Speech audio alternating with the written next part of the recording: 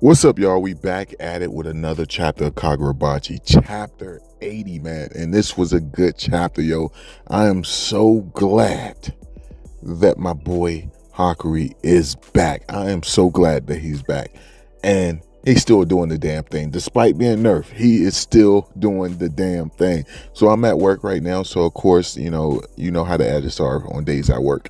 Hopefully you guys respect the grind and go ahead and thumb it up and subscribe. Greatly appreciate it. Now, with this chapter right here, I gotta ask, is your boy Yura the one that's coming up with all these plans? Or is it someone else that's on his group that's coming up with these? Because they're just so well calculated. Like, the stuff they're doing to get their way is just some next level thinking, man. Like, I know they were after Samurai daughter, and it's crazy because I didn't even consider that they might try that method with other people, as we see in this chapter. We about to get into it. It's just like, yo, dang, no one's really safe anymore. Another thing I gotta point out, Azume, it seems like he's just that guy. Based off the statement we get in this chapter, it seems like he's just that guy. He's on a whole nother level. Even the higher ups are looking at him like, yo, nah, he's something else. Which really makes me curious. Who is stronger, him or your boy Shiba? Like, yo, which one is stronger? Because just off of that statement alone, it would lead me to believe Azume is the strongest among the two. But I'm really curious. And is he going to be one of those characters that get taken out at some point? I got to know, man. I want to see more of him just because of this chapter alone. But let me know your thoughts on him. But you have it where the chapter starts off. You got it where they're, Hakuri's going through the library with, I believe the dude name is Kudo. And as they're walking through the library, you find out that this is the stuff, the area where, sorcerers come to train to improve their abilities, to learn new abilities. Like, people who don't inherit their power the same way that Hakuri did. He was born into his sorcery abilities. But these people are coming and they're learning sorcery abilities. So there's a difference. And you got it where the guy says, like, yo, you could become top notch. He's talking, Kudo is talking to Hakuri, saying like, yo, you could be one of the best of the best if you were to sit down and just read the stuff within this library.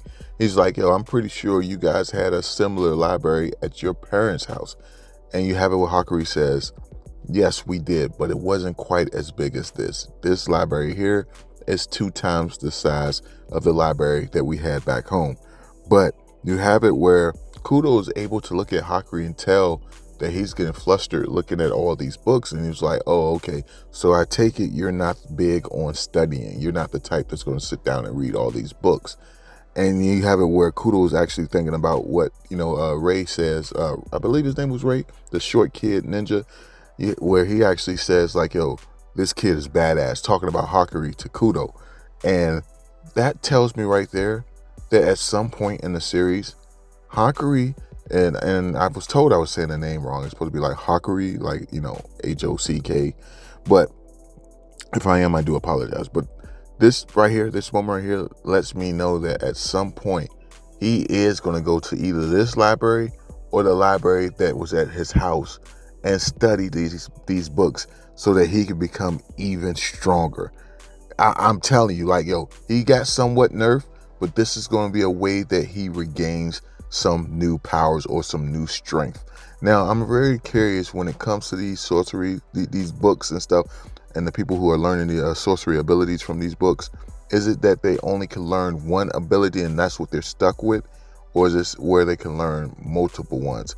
I would like to think it's probably they only can learn one ability. Once they choose that path, they can't stray from that path. I'm very curious about that. Maybe we'll get some answers in the future.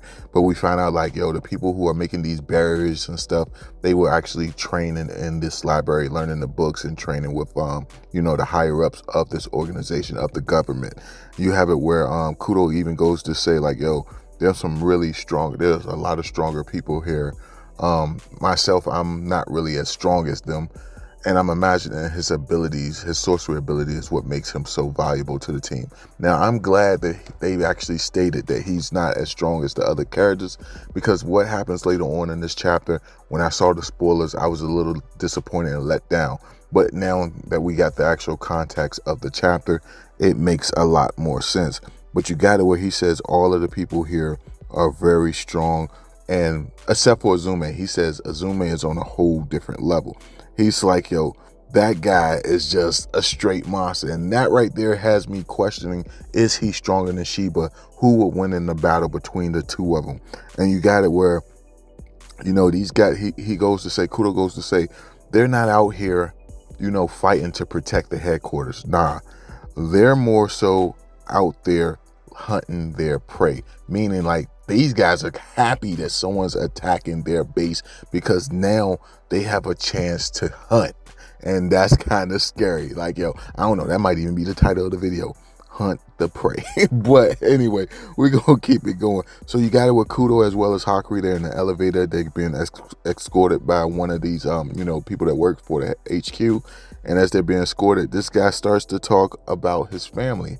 You know, he starts to talk and says like, yo, I participated in the war and I wanted to do whatever I could to protect my country. He sounded like a very noble person. Then he pulls out this little picture.